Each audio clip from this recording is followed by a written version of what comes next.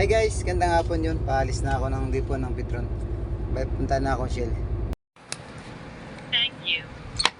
Hi guys, gandang hapon yun. Nakatapos ko lang magkarga.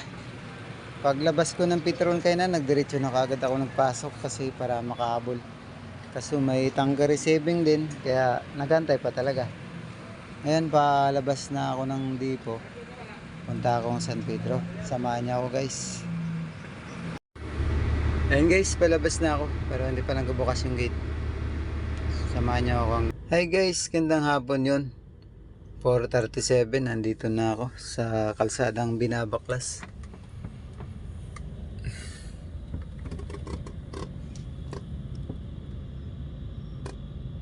Hirap to pag ikot mamaya. Baka sa Abanico na ako magdaan. Adventist to Abanico. Ayun guys, tapos na ako magdiskarga. 5:30. Ang oras ay 5:30. Hi guys, gandang hapon. Dito na ako sa garahe. 6:14. Yun yung truck.